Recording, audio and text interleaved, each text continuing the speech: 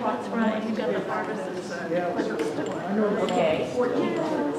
Now, folks, December 12th, that's the third session, is going to be combined with, as I said earlier in the service, it's going to be combined with Laura Lee's congregation, the UCC congregation, and then First Presbyterian. We're hosting. No food, just coffee and tea. We'll host at 3. So we're going to host here. We felt like we had a good fellowship for the space. Right. So that's at 12. 3 o'clock. We moved it later for various reasons because, well, they got to get over here.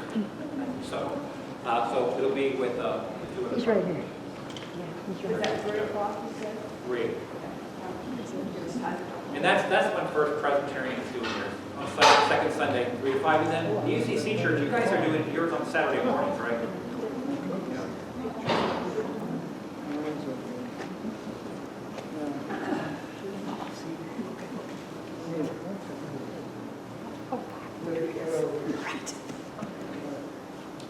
Well, I'm going to get going on this.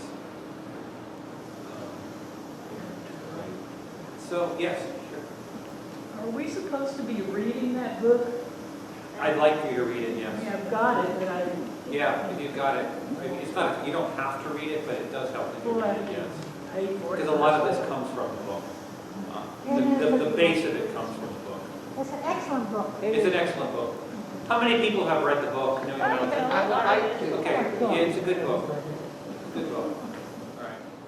I'm going to begin with reading a passage from Matthew. It's one that's going to be familiar with most of you. It's called Disciples. I'm choosing that because much of the theme today is going to be about our outreach to the community. Every congregation has a mission to its people beyond the congregation. And we're all called to be disciples. Now, I do want to point out that in this passage, it's all men being called, but there were a lot of women, and it's women who ended up staying at the cross, so it is men and women who are called, just taken in its context of time. As he walked by the Sea of Galilee, he saw two brothers, Simon, who was called Peter, and Andrew, his brother, casting a net into the sea, for they were fishermen, or fisher people. And he said to them, "Follow me, and I will make you fish for people." Immediately they left their nets and followed him. As he went from there, he saw two brothers, James, son of Zebedee, and his brother John in the boat with their father Zebedee, mending their nets. And he called them. Immediately they left the boat and their father and followed him. Next slide. Jesus went throughout Galilee, teaching in their synagogues and proclaiming the good news of the kingdom, and curing every disease and every sickness among the people. So his fame spread throughout all Syria. And they brought to him all the sick, those who those who were afflicted with various diseases and pains, demonics, epileptics, paralytics, and he cured them. And great crowds followed him from Galilee, the Decapolis, Jerusalem, Judea, and from beyond the Jordan. So that passage talks about the great need of ancient Israel at that time. And we also live in a time, as all times, but especially now, where there is great need. And what is our commission? That's what we're trying to discover. What is our commission beyond our walls? So what we're going to be doing today, we're going to take a good look at who we are as a congregation. Now, some of the news you're going to get is tough to see. Yeah, I'm just telling you, because Beverly and I went through the figures, also Linda Jacobs and Lauren, and some of the numbers are difficult to see, and some of those graphs I have to clarify. But it's not all bad news. There's some good there too. We're also going to look at where we are. By that I mean our surrounding community. I went through Insight. It's a resource at the conference calls, and I looked at 4 different zip codes of population trends, what concerns people have. It's a lot of data. If you want me to share this data with you, it's a lot of data. Just let me know and I'll email it to you. But we're going to be looking just a little bit at that. We're going to share our sentences that have 8 words, or share our less than 8 word sentences about what we concisely say is the pulse of the church. We'll have discussion questions for discussion, and then you'll have homework for next week. All right? Now, once again, the more people we have involved in this in the congregation, the better this process works. The more we have involved, the better it works, not the fewer, the more, all right? So we're also recording this. If you know people who are not here and they need to be part of this, let them know that this will be posted on the Monday email. It may not be posted tomorrow, but it will be posted, you know, then the week after. Okay? So let's go to the next slide. We have, actually, it's 2 important questions. I'm wondering if I'm giving you the right version, because it should say 2 questions. Let me look at this. Make sure I'm giving you the right version. I did this like 3 or 4 times, guys, until I felt like I got it right. Yeah, that's the right version. Can you go back to that slide, Charlotte, if you can find it? Did I mess you up terribly? There it is. It's actually 2 questions. I tried to be more concise. So let's go back to that. Sometimes there's a short in that. You want to go forward? I want to go back to those 2 questions, that slide that said 2 questions. Okay.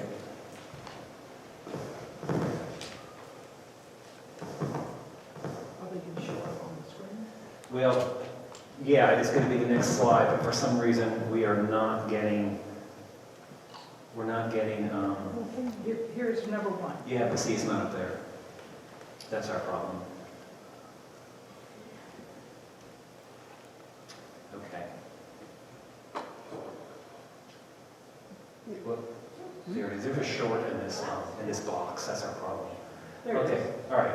It's 2 important questions, but that's okay. How can we be faithful to the mission God has called us to in a rapidly changing world? And we talked about that last month. Next slide.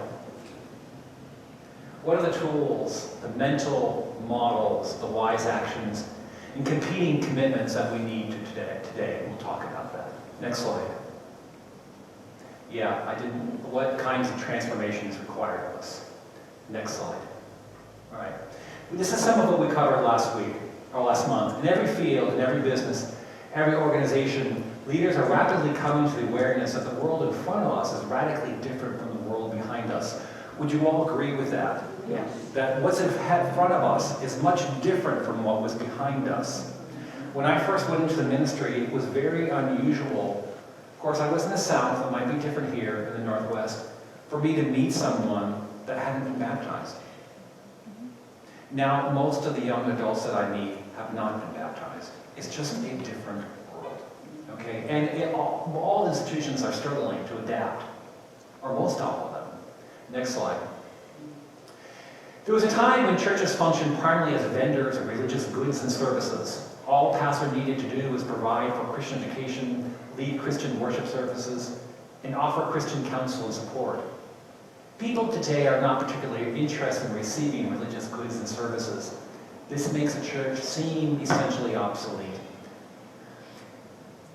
We provided a lot of services, a lot of programming, and we wonder, would they come now? Go to the next slide. The challenges, the church is faced with adaptive challenge, a challenge that goes beyond the technical solutions to resident experts or best practices, or even the organization's current knowledge. Go to the next. All right, so let's take a look at who we are. All right, go to the next slide. Go the one before that. You skipped one. Okay, that is our membership. Yeah, it shows a real decline. From when? Okay, that is from Beverly. This is from 2000. It's 11 years. It's 11 years. We did plateau in the last 3 years. We've hit a plateau. But that is the last 11 years. The last 2 years you've plateaued. Okay. All right, next slide. Now, Beverly and I are going to, and Lauren are going to come up with a better giving chart on this. That shows our giving. What it doesn't show, why it's not real accurate, is that during some of those years, the congregation borrowed heavily from its assets to pay its bills. That doesn't show that. Okay, so that is actually not accurate. A more accurate giving chart is the decline. There's a decline in giving, except for the last, once again, year and a half to 2 years, it's leveled off. This year, it's gone up just a tad. All right. Okay, next slide. To the right column, you see the year, 29, that Beverly put together, and then the membership and amount paid in apportionments. Once again, we were borrowing from our assets to pay off those apportionments. So what we need to do is we need to go to the bank, and we just need to look more closely at what was borrowed through the years. All right. Okay, next slide. So who is our community? Next slide. So 20% of Americans report attending a church weekly. It's 20%. Oregon is one of the most secular states in the nation. So that figure is actually lower for Oregon than 27%. Reasons why people don't go. Well, think of your own kids or your own grandchildren. Demands of raising children, moved from the community, no good faith community in area, no time available are some of those reasons. Actually, and another reason that was up there was lack of trust in the institution. Okay? All right, next slide. The population in Medford, in this zip code, 97501, is growing faster than the statewide growth rate. 97504 is growing much faster than the state rate. If you want, you can look at those figures, but that is a marked increase. So 97501 is actually growing. What's also growing are family size, the number within a household. According to Insight, you have two groups that are expanding that household. You have older adults in 97501, 97504, and then where is 97502? Okay, I checked that one too, and then I also checked Talent, because that's where I live. Households in Central Point, 97501 and 97502 are actually increasing with primarily two age groups. Older adults, which means that we have older adults moving in with their families, especially 97501, and ages 5 and under, young babies being born. Think about your own neighborhood where houses are for sale. Who's buying those houses? It's either somebody who's retired, who's moved into the state, or it's somebody very young. Okay. Now, look at the chart that I think is really interesting. The next chart. Next slide. So the population trends for 97501, and this is accentuated in 97504. The areas of growth are 4 and under, and 65 and older. In this area of the state or the country, the growth areas are at either ends of the age spectrum. And that's something to think about for this congregation. Okay, go to the next slide. Spiritual concerns about future hopes. This is for 97501. I found this real interesting. Number one, fear, future of the unknown, which kind of reflects where we are in the world. Fulfilling marriage and intimacy, making the right choices, spiritual direction, or spiritual issues, religion. And then go to the next slide. Okay, significant home and family concerns. In 97501, one of the primary family concerns is homelessness. Not so in 97504. Is homelessness. Balancing work life, caring for aging parents, child who is gay, lesbian, or bisexual or transgender, conflict, divorce, domestic violence. So those are, and then the other really high one is stress or time to relax.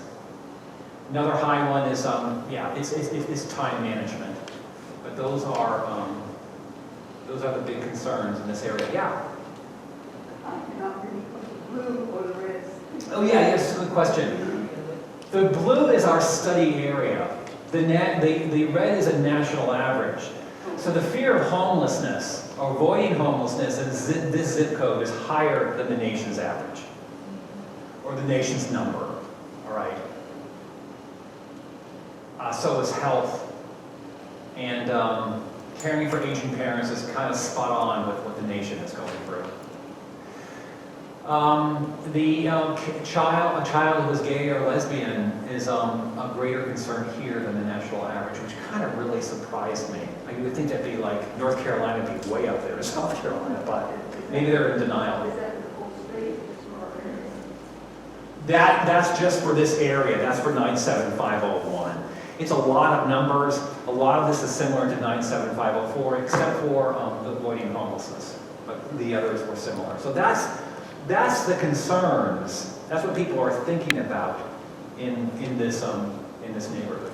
Okay, next slide.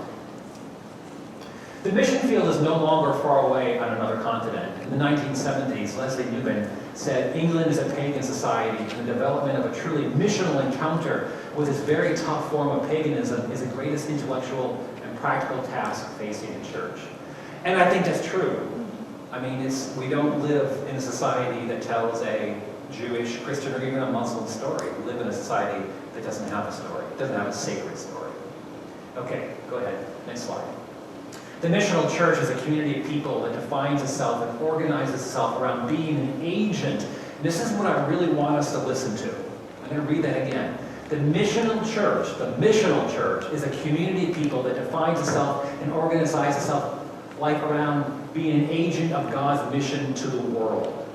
That's why I had you write those sentences. Because we are organized around a mission, a missional church, rather than what we have been, much of mainline church, especially Methodism, organized around programs. Something we can't even afford anymore. I'm going to show you the next slide after I finish reading this. In other words, go back.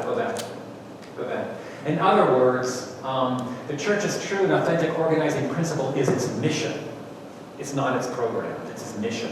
Who are we? What are we called to do in this context, in this neighborhood, in this town, in Medford?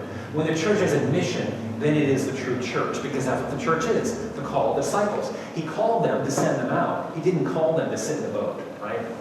Okay, next one. And this is, I moved the slides around from the last one and added stuff. There was a time when churches functioned primarily as vendors of religious goods and services. That's what we did. We provided services. We kept ourselves very busy doing that. Which doesn't mean necessarily bad if you're busy, but that's what we did. All the pastor needed to do was provide for Christian education, Christian worship services, and for other Christian counsel and support. And I would add to that a lot of age-level programming. People today are not particularly interested in receiving those religious goods and services. Okay, next slide. So, that's how your church, and most of the churches I've served, especially larger ones, were set up. I imagine when Bill, you had a large staff when you were the pastor here. And you had an associate, you had a youth person. In my last congregation, I had an associate, I had a youth person, I had a children's person, I had 2 music people, and they were all providing goods and services. All these many programs that we had to come up with and pay for, right? In hopes that that would draw people in, get people to come, because we were providing those services. A good youth program that would go places and do fun things, right? I'm not saying it's a bad thing. I'm just saying I don't know if it really works anymore. And if it did, I'm not sure, but we can't afford it. Okay, next slide. So this is my own editorial here. We think that if we are busy, we are faithful. Right? We think if we're busy, we're faithful, right? I mean, gotta be busy to show that we're worth our salt. Right? So I had all those sticky notes put up on the board. All those things. And I've been there. I've known you've been there too. Where I've done a church renewal thing and we have filled up newsprint with all the different things we're going to do, brought it back to my office and thought, oh Lordy, how are we going to ever do all this? And then some of those thoughts even conflicted of like stuff you're going to do. All right, next slide. We're not doing anything wrong. The answer to finding our way through uncharted territory is not to try harder. Guys, I don't want to try any harder. I mean, I can't. I mean, that's what grace is about. But to start a new adventure, an adventure that requires adaptive capacity. How are we going to adapt to the world we're in? Rather than work harder, right? Okay, next one. Then, folks, is to articulate and carry out our mission. So our goal here is we got to articulate what our mission is and then carry it out. All right? Okay, go to the next one, Charlotte. Okay. Now, I don't want to get bogged down with theology, but I think we need it. And if you get bogged down, I'm sorry. Just ask me a few questions. We'll try to move on. A missional church, that's what we're talking about, is a church of one whole. Not divided up, as in you have this department, you have that department, you have this department, worship, a mission committee, a youth council, a children's council. A missional church is of one whole. Think of it this way. Jesus was fully human and fully divine, or fully God and fully human. That's the doctrine anyway, right? Okay, next slide. Jesus is not two natures, fully human and fully divine. He is not two people, but he is fully human and fully divine. Next slide. I'll show you, it'll get clear as we go to the next slide. Well, neither is the church should be divided. We think of the business end of the church. You have the business end, right? Church meetings and businesses like our charge conference tonight. Next slide. And then the spiritual side of the church. Another component of the church. But like Jesus is fully human and fully divine, is all but just one person. In a missional church, and what I hope we can go after is where the business end and the spiritual end of the church are actually one. When we're planning our budget and doing the business of the church, we're not just trying to keep afloat to do the business or keep the doors open, but we have our purpose, our mission.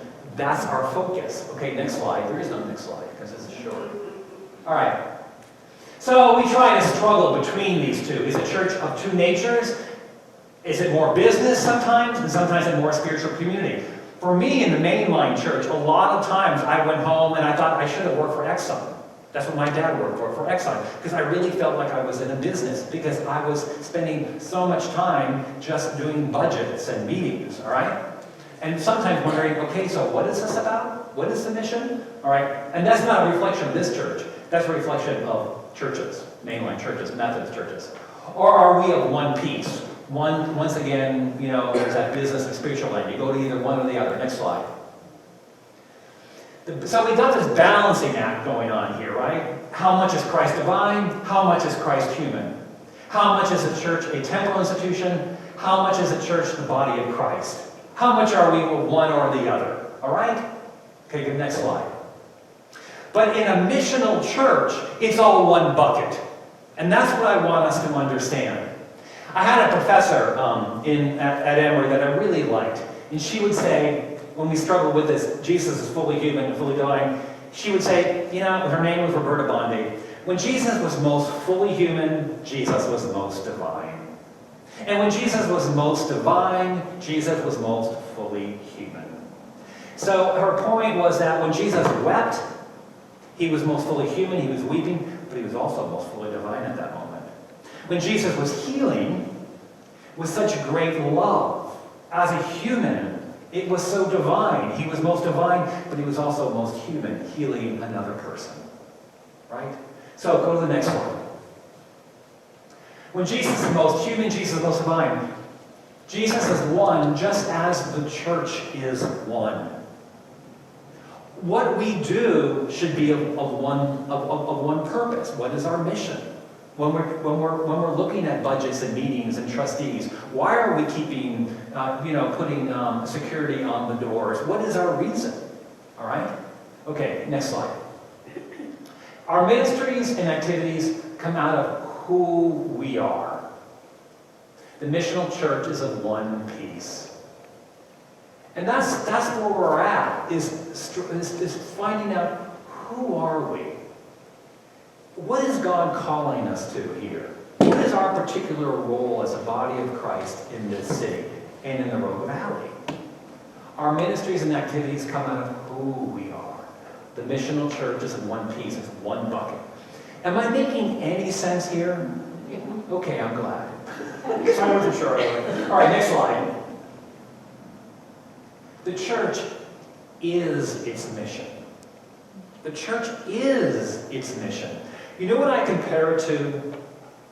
How when we talk about nature, as if nature is something different from who we are, we have to take care of nature. We are nature. We, I, you, we are nature. When we take care of nature, we are taking care of ourselves. We are nature. Nature is not something outside your door. No, you are nature, very much so. Well, so it is with the church. The church is its mission. And when we take care of our mission, we're taking care of ourselves as much as we are taking care of the community, because that's who we are. We are its mission. We are our mission. Okay, go ahead. Next one. All right, so this is the hard part. I want you to have your sentences. Share our sentences that describe the DNA of the church, and to try to be as concise as possible. And do I have a scribe? Can you be a scribe for me? Okay.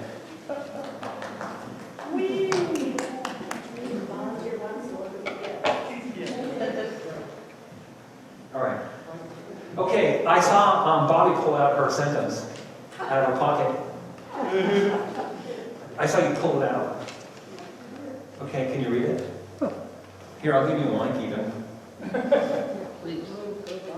Bobby, we really all know that you're not bashful. No, she's not. No. Challenging, is it on? It should be. Challenging sermons, caring love, outreach drives our church.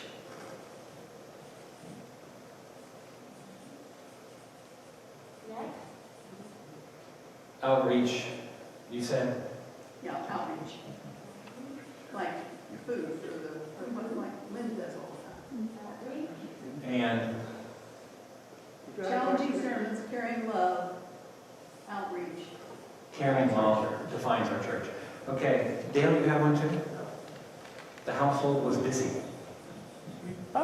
The household was busy. Yes. Your household. We did talk about this a lot. Okay. Too much. Yeah, I get that. Our God is meaningful sermons Is what? and great music. Meaningful sermons. Meaning.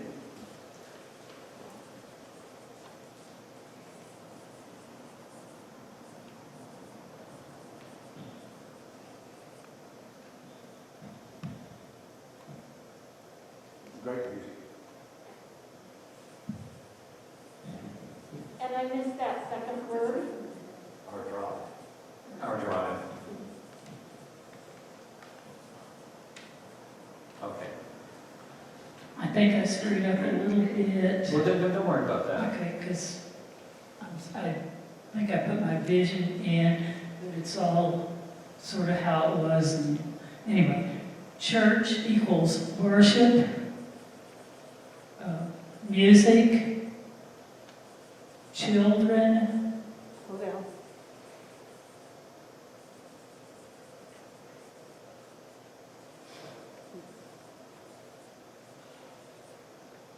small groups,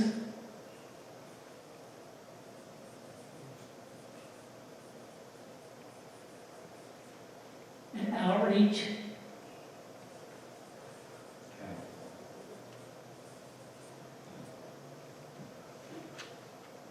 All right, go ahead. Go ahead, yes. Now you're saying the DNA of our church. This church, Okay. not the Not- greater church, Okay. this church. I don't mean to offend anyone, but this is deep in my heart. I'll cross out one of the words, so I make 8 words. That's okay. I mean, if you go 9 or 10 words, that's fine. Okay. I mean, I don't want to be legalistic about it. The friendliness of the United Methodist. So what, start again? Read the whole thing quickly out first, we can hear it, then you can. The friendliness of the United Methodist women and men. And I don't mean to offend anyone, but I feel that we do extend and greet newcomers and that. Okay, all right. Did you get that, Cindy? Here, I'm just going to give her your piece of paper. That'd be easier, she can just copy it. All right. Do you want one, Ken?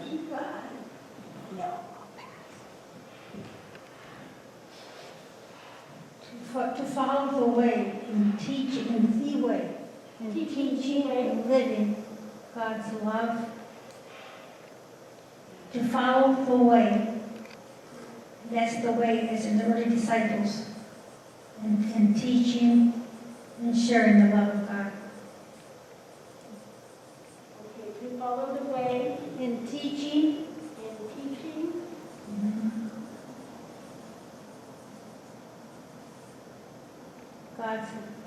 God's care over the Jesus teaching.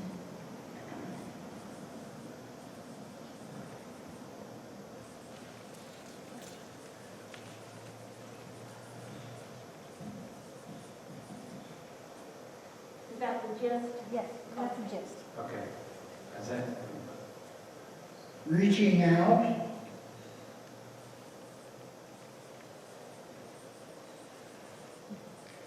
physically, mentally,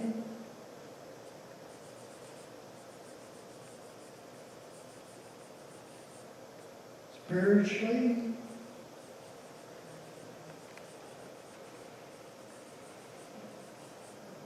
with God's love.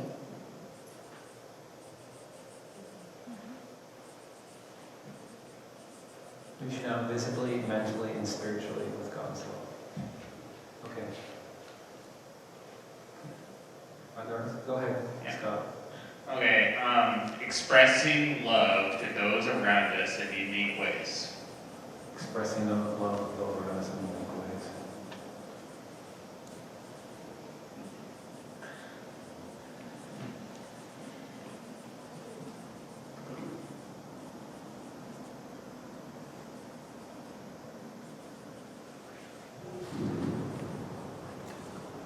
All right. Yeah, go ahead, Beverly. Okay. We are disciples of Christ for transformation in our community and world. Okay, that's similar to the UMC. And I love that one. Yeah. Okay, what is it? We are disciples of Christ for transformation in our communities and world.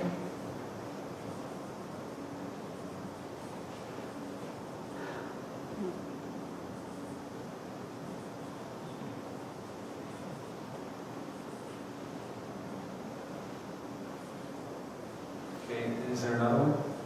Continue to be a safe harbor to the community. Continue to be a safe harbor for the community. All right, let's put that down. Continue to be a safe harbor for the community. All right.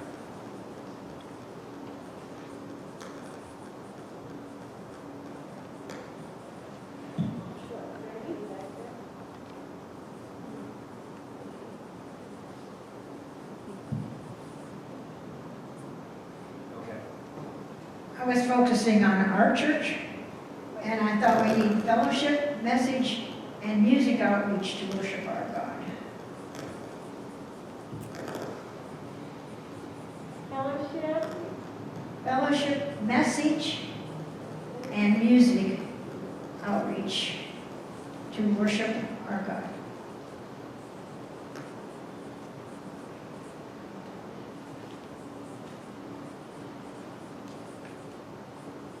Asking what would Jesus do for urban Medford?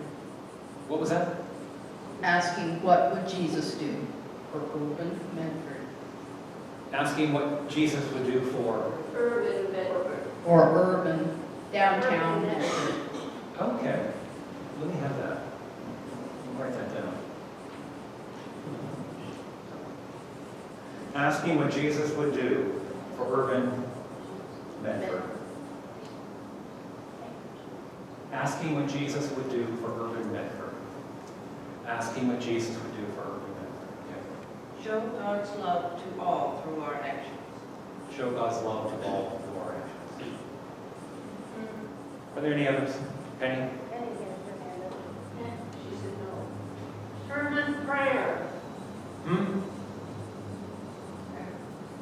Did you say sermon and prayer? Yeah.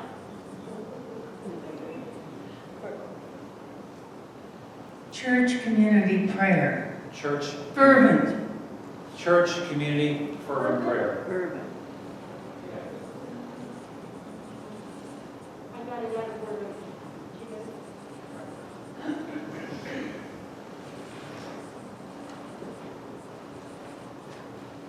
Okay, go ahead. I took a phrase that some of you probably heard, but I edited it. Preaching the gospel using words if necessary. Okay. Very good.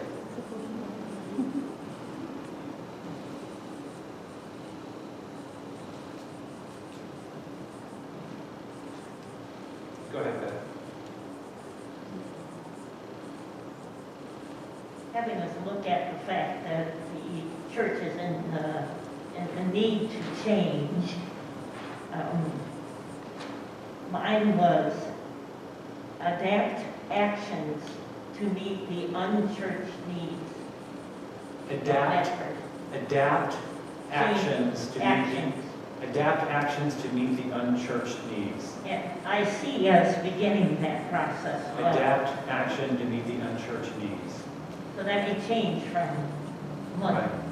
Adapt actions to meet the unchurched needs. Okay. Adapt the actions. Okay, that's good. All right. All right, are there any others? All right. Now, I really don't want anybody to take offense at what I'm about to say. Yeah. But I really don't, because I care too much for you to take offense. Ben, What? may I share mine? Yeah, go ahead. Okay.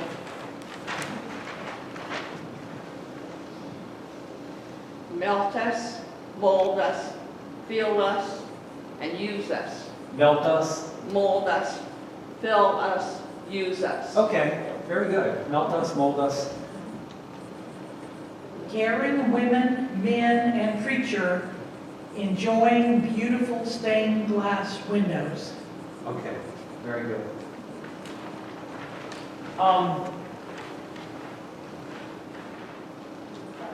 And what I'm asking you to do is difficult. When we speak about a missional church, we have to answer, well, I don't say we have to. I would like for us to answer the question of why we have good fellowship, why we have what we think is good music, why I put all this time into preaching, getting a sermon prepared. Because I don't put all the time into getting a sermon prepared so you just have a nice sermon to listen to. That really wouldn't get me very far. Why do we have fellowship? Those are all good things. But what we're trying to do is answer the question of why we're doing those things in this neighborhood and in Medford and the Rogue Valley, right? Because fellowship and the sermon and music is not an end in itself. That results, I'm going to put it bluntly, in a dying church. Because it becomes an end in itself. Now, some of the things that we said that were sacred last week, and once again, I want to say this gently, were means by which we reach the sacred. But I wouldn't necessarily call them sacred, right? And we have to be very careful with that. Why are we doing the things that we're doing? Folks, I don't want my preaching to be your mission. I really don't want that. I don't want to be your mission. I don't want my sermons to be your mission. Now, if my sermons can send you into your mission, I'm really, really happy with that. That's why I do it. But I do not want my sermons to be your mission. Neither do I want the music to be your mission. That's dangerous. We're putting too much weight on that. You have the music to send you out, to send you on to the mission, and that's what we're looking for. That's what it means to be a missional church. That's the difference between a program church and a missional church. A program church, you have programs, you have goods and services to bring people into the church, to support the institution. A good youth program is very missional. It sends those kids out into their schools, into the ball fields, to be the people of Christ as teenagers. But the youth group should not be a sacred thing. Its mission is what it's pointing it to. if you have a youth program. And that's the clarity that I'm looking for in the congregation. Do you get the difference there? We want to know why. Now, some of your statements were really on, and I don't want to say one is better than the other. I'm just telling you what I think we're looking for.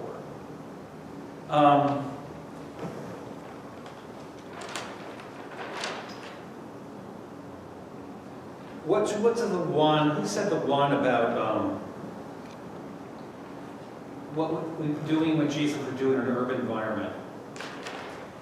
If every time we gathered, we asked the question, what would Jesus have us to do in this environment of what we are learning about the community? That's your mission. What would Jesus have us to do? Even if it's something you think, oh, I don't know if I want to do that. Right? You at least ask the question. You see the difference there. I'm not looking for what you like. I'm looking for what would actually give this church its mission. And the church has some great missions. You know when you get most of your volunteers, where people seem the happiest, and I've been here only 2.5 years, so I think I can look from the outside. It's when you're in the kitchen and serving food.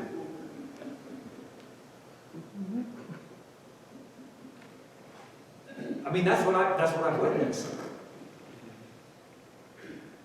You know when I see you being the friendliest? When you have, this is just what I've witnessed, when you have people coming through here to eat or to do stuff like AA, I see you very friendly to those people. So it's just recognizing what that mission. Bell choir is an incredible thing. I love bells. My kids grew up ringing bells. It's a really important thing to me. They would come home and ring those bells every Christmas when they were in college. It was a wonderful formative thing for them. They learned music and read music, partly through bell choir. But the bells in and of themselves were not the mission. The mission of the bell choir in those particular churches that they went to, might be the same here, was to share the love of God with that music and to reach people who had never heard bells and to reach kids, to get them learning the story through those, in the youth program, through ringing those bells. And it was very powerful. Go ahead. Oh, you need a mic. Sorry. I'm not very good. Yeah. Say. Hello? Hello? Yeah. I don't know. Let me see. You know, I'm terrible technological. Hello? I don't know. Just shout. That's the best I can do. Hello? There you go. All right. What I don't know how to vocalize this, but it's really grabbing me a lot lately. Is the bottom line to me is that we need to hear the words of how to be transformed through our relationship with Christ. And I don't hear that much in our Methodist churches, but you know, it's like the old thing about asking for forgiveness of your sins, accepting Christ as your Savior, and turning your life over to Him and God. That is, to me, the bottom line. If we don't have that, we're just walking out and acting on our own. You can't do it by yourself. You've got to. No, Cheryl, I'm going to interrupt you here. Be careful with that. Because people are transformed by Christ in many, many different ways.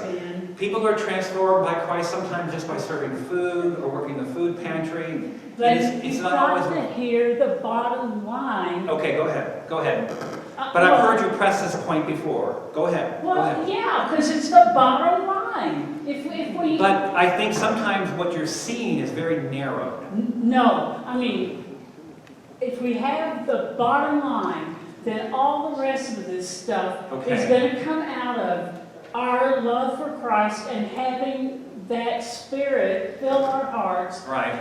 And the things that you're talking about that we're hearing are things of us being fed.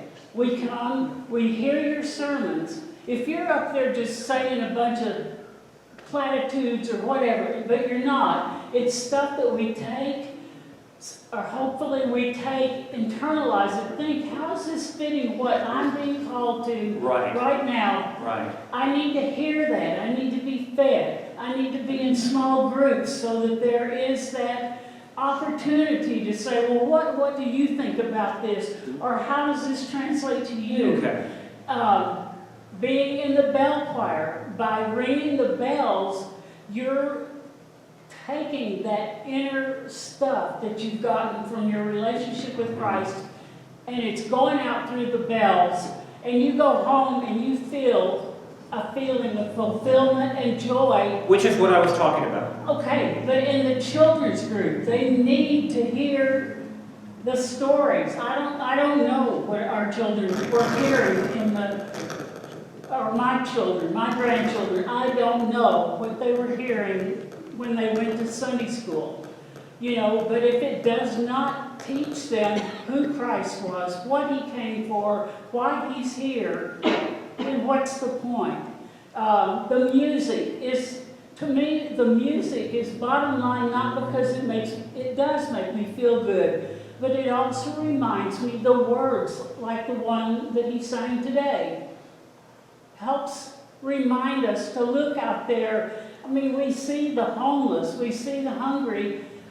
We need to see the kids on the playground. We need to, in fact, in schools is where the worst of the worst can happen, because as you know, you can be tormented for the way you look, the way you act, the way you talk.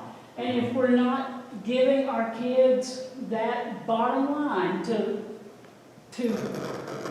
have that inner strength from knowing who Christ is, what he's here for is me and you and everybody else. If we don't have that, we might as well just be going out and being nice people. We can all be nice people. We need for people who are in the depths of despair to hear the word, and we need to have the word that we can vocalize. I mean, I think about going up to anybody and trying to vocalize about God and Jesus. I can't do it. Mm-hmm. I can't, and other people I've talked to, you know, and it's like there's a dam there and it needs to be broken, and we need to experience all this stuff here that's going to feed us, to have us, and potlucks, again, feeding us, you know, to go out and have the strength to do what we need to do.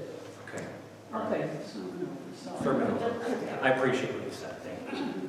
Thank you. Okay. Any other comments on that before we go to the next slide? Once again, I liked your statements. I just want us to focus on why we do the things that we're doing, what the mission is. All right?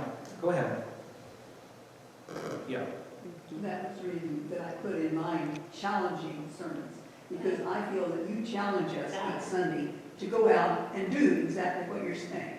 Okay, well, I appreciate that. And that's why, to me, it's a basic part of our service. But you understand where I was coming from? Oh, I know exactly. I'm not worshiping you at all. Yeah. I'm listening to I listen to how I can be better on going out and doing what God would have us do.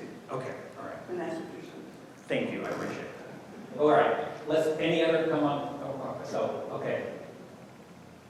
This is difficult, isn't it, what we're doing? It's not easy, is it? It's a difficult thing. I mean, it's difficult, what we're talking about. It's difficult. It's difficult doing it. But it's also difficult discerning with the energy that we have and who we are. That's our focus. And leave our comfort zone and leave our comfort zones. Yeah. And, you know, I think Laura Lee and Murray and I talked about, we're going to make mistakes along the way, and we're going to say, oh, that didn't work. Well, if you do nothing, you make mistakes. That's true. If You do nothing, you make mistakes. Right. Okay, let's go to the next slide. So these are the questions I have as we have. We had kind of asked this last time. What are our core values moving forward? What are our core values moving forward?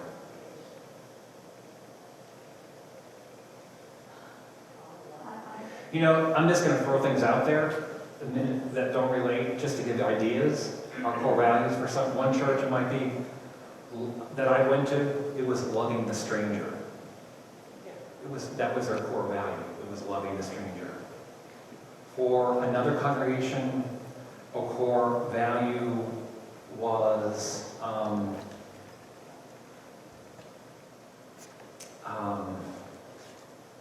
feeding the world. There was a Disciples of Christ church in Charlotte. That was their core value. And they were about feeding the city.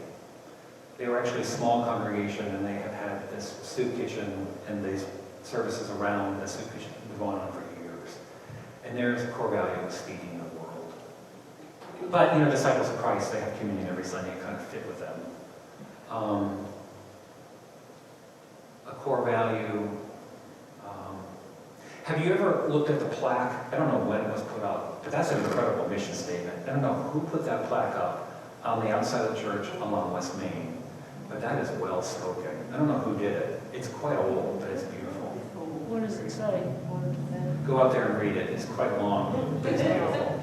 It's beautiful. Go out and read it before you go home. So, what are our core values? Core values can't be separated, can't be taken out of your context. Churches are very, very contextualist of where you are. What are the core values? In light of our core value, what are our core values? What might we need to let go of? What should we hold on to? What are we being led to invest of our time, talents, and resources of our core values? What are our core values? Yes? Love the Lord with all your soul, mind, and heart. That's a core value. Love the Lord. Penny said, love the Lord with all your heart, soul, mind, and strength. Which is the greatest commandment, and love your neighbor as yourself. That's a core value. And so when we go about doing things, if that was our core value, we would say, in light of our core value, love the Lord your God with all your heart, soul, mind, and strength, and love your neighbor as yourself. In light of our core values of where we're situated, of who we are in Medford, of where we're at in this time and place, to fulfill the greatest commandment, the first and second part, that's what we're talking about, stuff like that. What do we let go of? And say, that's not doing it. What do we hold on to? How do we live that out? How do we live that out, particularly in this time and place? So I appreciate what you said about the sermons. But I'll tell you what really motivates me. We have a core value, and I'm thinking, when I get up there on Sunday morning, that's our core value, and that's what we're after. How to love the Lord your God with all your heart, soul, mind, and that's what I'm trying to get us to do together as a body. Right? Right? Right? We follow that value that makes us go into mission, loving others, and Yes, yes. It also, for the musicians, if they're aware of that core value, I'll tell you, that core value pumps them up and thinking, yeah, this is why I'm singing this good music. Because I want to love the Lord my God with all my heart, soul, mind, and strength. And I want in my music to love my neighbor. And you see how that motivates. That's different from saying our core, the things we like to do. Well, why do you do the things you like to do? It's like what gives you energy. Okay, go ahead, Judy. Until we can do all this outreach and do all this, we need to bring more people into the church to do this. Okay, I'm going, Judy, I love you, but I'm going to disagree with you. Because to energize, to bring people into the church, what's our core value for doing it? Outreach is one way of bringing people into the church. Yes, but you have to have a value that pushes you to do your outreach. Rather than when we're a nice group of people, which is kind of what you're saying. Rather than we have great fellowship. Because guess what? Medford UCC has great fellowship. You get what I'm saying, Laurie? So, if we say, well, we can't do any of this stuff until we get bigger, guess what? We're not going to get bigger. We have to love ourselves and present ourselves to the service of God as we are now, with the budget we have now, with the struggles we have now. What are our core values? Why am I here to begin with? Why was I sent here? What are our core values? And then from that core value, right. And honestly, at 61, I am not interested in being really busy. I am plenty busy enough. But I am interested in the core values and getting busy for that reason. Making us richer Making us richer as a people. as a people. Yeah, you get the difference of what I'm saying, Judy? Or am I misconstrued what you were trying to say to me? What I'm saying is you need people to do these things. Yes, which is why when we have what motivates us, we can only do a few of those things. Otherwise, a few of us end up doing it all by ourselves. Because I'm like one of the youngest ones here. But, okay, there you go. But, hey man, there's no age group I value more than older adults and what can be done. I am not slighting that at all, but I am agreeing with what you say. That's why we're not going to make a list of all the things we want to do, and then a few of us are run off to try and get them all done. Because that's exhausting. It doesn't work. Yes, Mary. I see them happening together because as we get energized and define that core and go out with that, people are going to say, I want what they've got, and they'll come join us. Exactly. Is that what you're trying to say, Judy? Okay, I'm sorry I misunderstood you. Exactly. We need both. We need That's both. what I'm trying to say too, in Baptist language, is that we are so filled with the Spirit, it overflows, and we take it out. Yes. I know that the way I say it is offensive, but It's not offensive. It does make me a little anxious, but it's not offensive. I love you, Cheryl. I really do. You challenged me, and since I've been here, you've actually corrected me in some really important ways. You have, yes. Okay. It bothers me in one sense to keep hearing core and body. A core is made up of many seeds. A body is made up of many parts. And we need to be a proper body, to be a sweet core. We need to acknowledge each other's gifts. And Definitely. if my gifts are not the same as your gifts, it doesn't mean that one is more important than the other. Definitely. Yes, I agree with you there. Yes. All right. Could I Yes. something that Judy said? I think when she said, I thought of the United Methodist Women. Yeah. There were 8 women started the United Methodist Women. Yeah. 8 is all it took. And now we have like, what, 800,000 people in the world that are Yeah. United Methodist Women. Yeah. But there's only 8 of them to do that. But the United Methodist Women, one of their strengths is they have an incredible mission. They have real clarity in mission. You walk into United Methodist Women's Group, you know what they are about. I have had, quite a few churches at this point. They've all been strong women because that mission statement you got beats it all. I mean, it's really clear what you're about. Methodist men, not so much. No, I'm serious. The women have just organized better and they have real clarity as to who they are and what they're about. Am I right to say they are about improving the lives of women and children? Right. I mean, what Methodist minister doesn't know that? They shouldn't be ordained if they don't know that because it's so obvious in everything that you do. That's what drives you. That's what makes you do all these crazy things you do. And you do a lot of things. A lot of it I think, really, is that what you're going to do? But it's because you have such clarity of mission. No, I'm serious. And we also keep that in core book, and every month we say what our mission is. United Methodist Women all over the world do that. I know. That's what they do. That's why it's the strongest organization in the Methodist Church. When the Methodist Church divides up, and it's going to divide up in the next 2 years, what's going to hurt more than anything else is not the appointment system, it's UMW. That's what's going to hurt. Because it's such a driving force in most local congregations, because they have that. They have such clarity of who they are and what they're about. I think they're going to continue to do that. Yeah, well, but when it breaks up, it's going to become a weaker organization. That's my point. Yeah. You're shaking your head, Beth, no, we'll become weaker. I don't think United Methodist women will, because they are already somewhat separated from the That's very true. Methodist Church. That's very true. They have already almost separated from that, exactly. And they kind of did like stepped over and beyond it. Right. Yeah, And I yeah, that's think right. that, back to the simple statement, follow that course.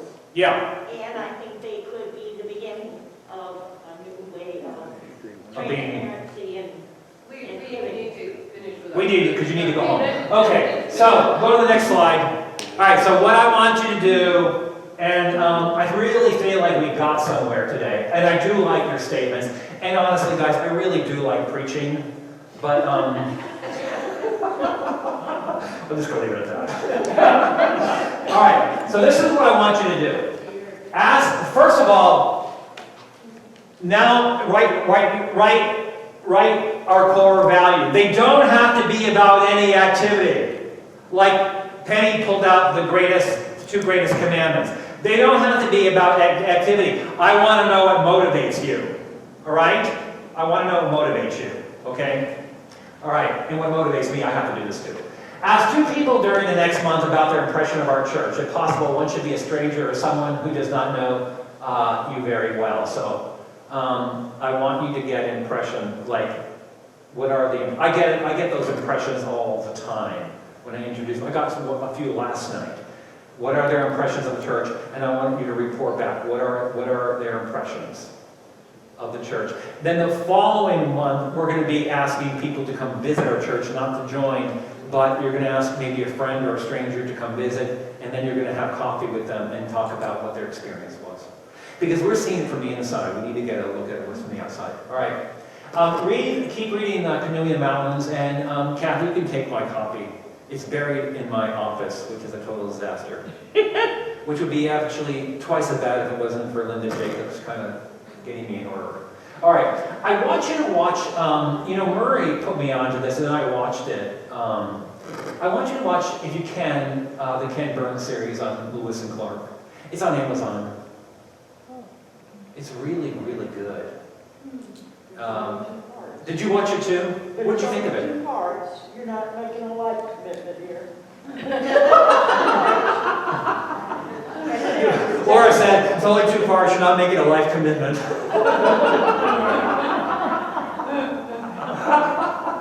Laura Lee, you've been a minister for we both have ministered for a long time. We traveled the country. You're really a really, really good minister. Do you have anything to add? Not really. What I will say is, well, I went to a Methodist seminary in Vanderbilt, but the Methodists are so great at having programs to do stuff. And you've all been through a bunch of them. And here's this great program for church vitality or whatever it is, and you go through the steps and you check off the list and whatever, and guess what? They don't work. I mean, it's the same thing as filling pages and pages with newsprint. This is an important process because it's not a check off the box thing. It's doing the hard work that Ben's been leading you into of saying, what do we really believe here? That's actually might be a better way of saying it. Penny was saying what she believes when she made her statement. Love the Lord your God with all your heart, soul, mind, and strength. Yeah. She was saying exactly what she believed. But what do you believe as a church?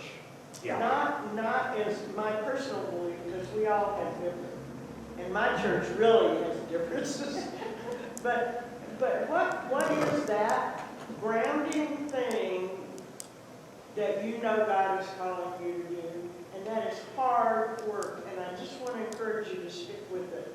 Because I think all of our churches are going to come out of this much stronger for doing the work. And it's hard. You know how I feel sometimes? If I'm doing the right thing, even if it's not successful in numbers, at least I know I did what I was called to do. And for me, as I get older, that's enough. And that's how I feel about the church. Now, guys, you've seen me when the congregation gets crowded. I ham it up. I love people. I love a crowd. I mean, I do. I get energized by it. I like a big church. But guess what? I'm happy with the way you are right now. I really am.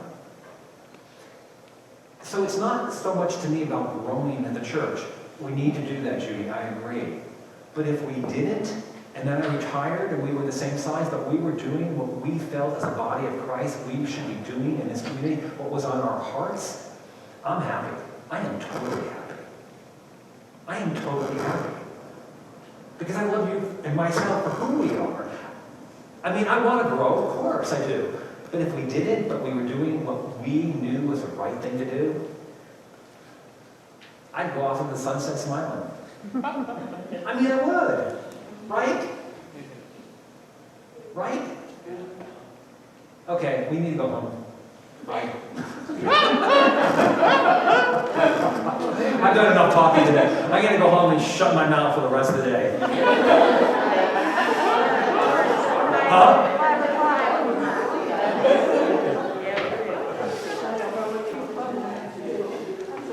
Hey, I'll send that to you, okay, the homework and those questions, and we can, so think about those questions, and then that's the homework, all right?